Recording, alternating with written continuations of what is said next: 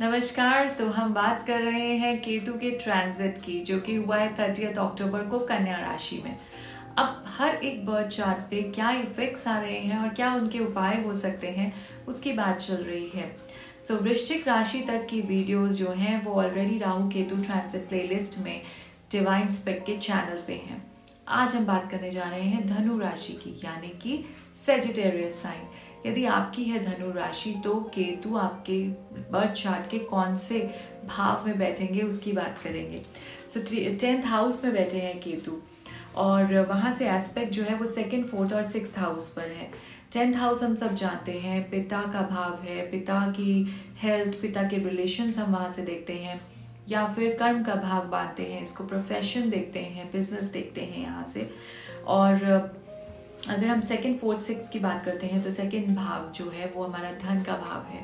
यहाँ से हम अपने एंसेस्ट्रल प्रॉपर्टी, एंसेस्टर्स की blessings, immediate family after birth, या फिर सेविंग्स, बैंक अकाउंट्स देखते हैं। और 4th हाउस जो है जहाँ से हम माता का सुख, उनकी हेल्थ और आपका मन के इमोशंस, आपकी एसेट्स, आपके अपने एसेट्स जो आपके हैं, लाइक गाड़ी, घर, या फिर वहाँ से मटेरियल एसेट्स, आपकी जितनी भी मटेरियलिस्टिक आपकी हैप्पीनेस जो आपको एसेट्स देते हैं वो देखते हैं। और 6th हाउस से हम सब जानते हैं, हम देखते हैं शत्रु, लीगल केसेस, कॉम्पिटिशन्स, कंपैटिटर्स, या फिर कर्ज, रोग, ये सब हम देखते हैं 6th हाउस से। अब क्योंकि 10th हाउस में बैठे हैं केतु, तो आपको बहुत ध्यान रखना है अपने पिता की हेल्थ का।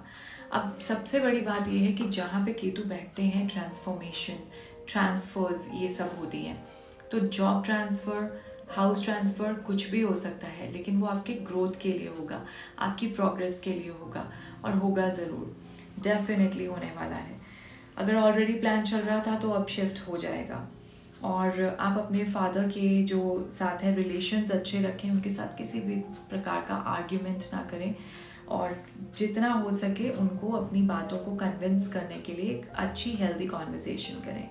और पिता की हेल्थ का ध्यान रखें, उनको किसी प्रकार का कष्ट हो सकता है कि उनकी जॉब में कोई ट्रांसफ़र आ जाए, तो वो भी उनके लिए थोड़ा कष्टदायी होगा। तो वहाँ पे आप उनको हेल्प करें, उनको सपोर्ट करें। और अगर बात करते हैं तो प्रमोशंस, प्रमोशंस से रिलेटेड भी आपके ट्रांसफ़र्स आ सकते हैं। सो प्रमोशंस हैं, अगर आपको लगेगा कि ये जो, तब आपको पता चलेगा कि ये जो ट्रांसफ़र है ये मेरे बेनिफिट के लिए ही है। थोड़ा सा तो कंफर्ट जोन से इंसान निकलता ही है जब ट्रांसफ़र होता है तो, लेकिन it is for your betterment, so take it positively.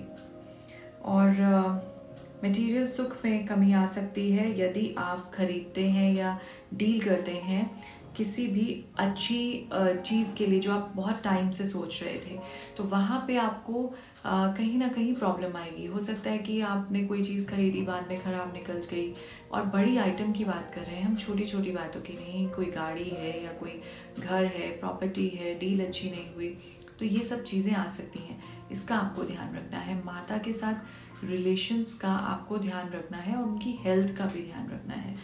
तो उनकी हेल्थ को कोई प्रॉब्लम ना हो, कोई भी छोटी सी भी आपको लगता है कि उनको कोई अनकम्फर्टेबलनेस हो रही है या कोई ऐसी बात, तो फट से आप तुरंत डॉक्टर को दिखाएं। और अपने एक्शंस को सीक्रेट रखें, बहुत बहुत ज़रूरी है। अननेसेसरी कॉम्पिटिशन्स क्रिएट ना करें। अपने कॉम्पिटिशन्स, कंपैटिटर्स जो हैं वो बैठे हुए हैं, उनको मालूम है कुछ ना कुछ आप करने वाले हैं, लेकिन आपको बताने की ज़रूरत नहीं है। आपकी सक्सेस को बोलने दीजिए। सो अपने एक्शंस जो हैं वो साइलेंस में लीजिए। अपनी हेल्थ का बहुत ध्यान रखना है। कोई भी पुरानी मेडिकल हिस्ट्री रिपीट हो सकती है, लेकिन अगर हम अपने आप को मेंटेन करके चलते हैं, ध्यान रखते हैं, सो डेफिनेटली कोई प्रॉब्लम नहीं आती है। ठीक है। और बाकी हर एक गोल को पूरा करने के लिए गोल्डन पीरियड है ये।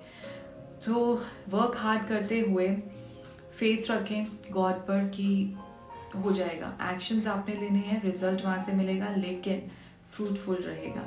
और स्पिरिचुअलिटी, अध्यात्म के पथ पर भी चलना शुरू कर दें, आपको बहुत बहुत बेनिफिट देगा।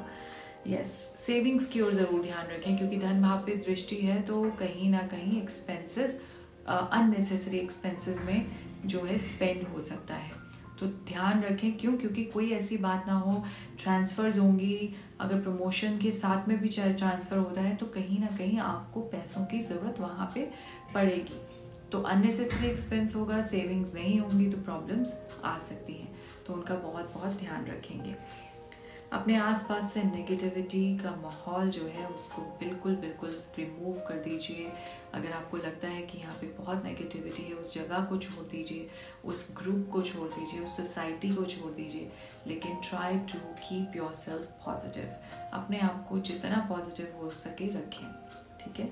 बुधवार को गणेश ऋण हरता का पाठ करें, गणपति जी को दुर्वा अर्पित करें, हरी हरी घास, और नीडी लोगों को किसी भी टाइप का हेल्प अगर वो चाहते हैं आपसे, आप हेल्प कीजिए। और जहाँ आपको लगता है कि रिलेशंस में भी कोई ऐसा व्यक्ति, कोई ऐसा रिलेशन है जो कुछ करना चाहता है लेकिन उसको कहीं से हेल्प नहीं मिल रही, तो उनको बढ़ाने में, उनको प्रोग्रेस कराने में भी आप उनकी सहायता कीजिए और देखेंगे कि आपके काम कैसे बनते चले जाते हैं। ऑलराइट, सो ये सब चीज़ें फॉलो कीजिए। Time is really very good.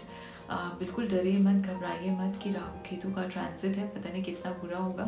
कुछ बुरा नहीं होगा, सब प्लैनेट्स हमारी वेलबींग के लिए वर्क करते हैं, हमें उनके साथ एडजस्ट करना होता है ताकि हमें उनके गुड इफेक्ट्स मिल सकें। Alright, so till then, thank you so much, have a very blessed day ahead.